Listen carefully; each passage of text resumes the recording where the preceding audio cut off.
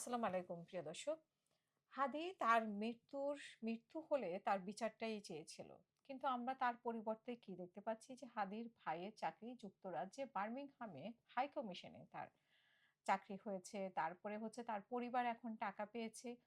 অথচ হাদি যেটা চেয়েছে সে বিচারটাই সে এখনো পায়নি। এর মধ্যে আমরা বহু নাটক দেখলাম আমাদের গোয়েন্দা সংস্থার যে হাদির হত্যাকারী কোথায় আছে, কিভাবে আছে, দেশে আছে না বাইরে আছে এগুলো নিয়ে নানা তথ্য দিয়েছে। ইভেন পরিকল্পনাকারী বাপ্পিকে নিয়েও নানা তথ্য দিয়েছে। কিন্তু এই তথ্য আদান-প্রদানের মধ্যে হঠাৎ করে থেমে গেল। থেমে গেলে গিয়ে এখন লেনদেনের বিষয় চলে আসলো। হাদির পরিবার কি পেল, ভাই কি পেল। এরপরে হয়তোবা আমরা শুনবো যে ইনকালাব মঞ্চেরও অনেকে অনেক কিছু পেয়ে গেছে। কিন্তু এই চাওয়া পাওয়ার মধ্যে তো হাদির যে হত্যাকাণ্ড সেটা সীমাবদ্ধ থাকতে পারে না। হাদির হত্যার বিচার কোথায়?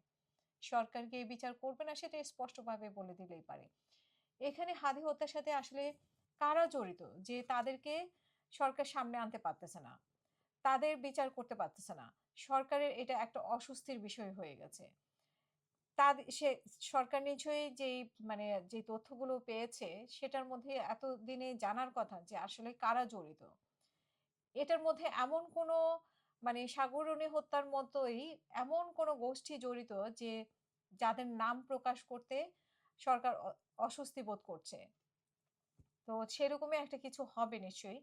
এখানে যে আওয়ামী লীগ যদি হয়ে থাকে, আওয়ামী লীগই যদি দায়ী হয়ে থাকে, তাহলে আওয়ামী লীগের নাম প্রকাশ করতে তো সরকারের এত বাধা পাওয়ার কথা না। সরকার খুব সহজেই বলতে পারত। এবং আসামিদেরও প্রকাশ করতে পারত। তো এত নাটকীয়তা শেষেও আমরা দেখতে পাচ্ছি যে হাদির হত্যার কোনো রহস্য উদ্ঘাটন করতে পারেনি এবং খোলাসা করে আমরা কিছু জানতে পারছি না। আমরা শুধু জানতে পারছি যে ২ দিন আগে পত্রিকায় দেখতেছি যে হাদির ভাইয়ের জব হয়েছে। তারপরে গতকালকে দেখলাম যে হাদির পরিবার কোটি টাকা পেয়েছে। এর মধ্যে আজকে নির্বাচনী প্রচারণা শুরু করেছে এনসিপি হাদির কবর জিয়ারত করে।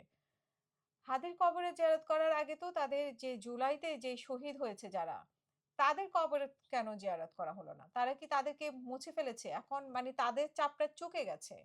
তাদের রক্ত দেয়া শেষ। তাদের রক্ত বিক্রি করে তারা ১.৫ বছর খেয়েছে। এখন হাদিকে বিক্রি করা শুরু হয়েছে। এই কথাটা কিন্তু হাদিই বলে গিয়েছিল যে তারা জুলাইকে বিক্রি করে দিয়েছে। তারা বিক্রি হয়ে গেছে, তারা জুলাইকে বিক্রি করে দিয়েছে, তারা কোটি টাকা বানিয়েছে, কিভাবে বানিয়েছে এগুলো কিন্তু হাদি বহুবার বলে গেছে। ঠিক আছে? কিন্তু আজকে তারা মানে হাদির কবর জিয়ারত করে তারা নির্বাচনী প্রচারণা শুরু করল। যাদের জন্য তাদের আজকে এই নেতাগিরি, যাদের জন্য তাদের আজকে রাজনৈতিক দল, যাদের জন্য ৫ই আগস্ট হলো, তাদের কথা তারা একবারও স্মরণ করল না। মানে তাদের কবরের কোনো মূল্য নাই। তাদের জীবন দেওয়া এখন আর তাদের কাছে কোনো মূল্য নাই। এখন হাদির জীবন দেওয়াই শুধু তাদের কাছে মূল্যবান হয়ে গেছে। কারণ হাদির নামটা উচ্চারণ করলে এখন একটু সমাজে একটু দাম পাওয়া যায়। আর যারা জুলাইতে মরে গেছে সেটা তো ১.৫ বছর আগে পুরাতন হয়ে গেছে। তাদের আর কি দরকার টানাহেঁচড়া করা?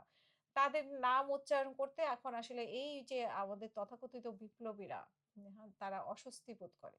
জুলাই আগস্টে আহত নিহতদের সাথে কথা বলতে তারা এখন মানে অস্বস্তি বোধ করে যেটা নিহত পরিবার এসে বলে যায় যে তাদেরকে ইগনোর করতে পারলেই মানে তারা এখন পরিবারগুলো কেন আসে, কেন যোগাযোগ করে, কেন তাদের অধিকার নিয়ে কথা বলে, এটাই তাদের জন্য একটা অস্বস্তির ব্যাপার হয়ে গেছে।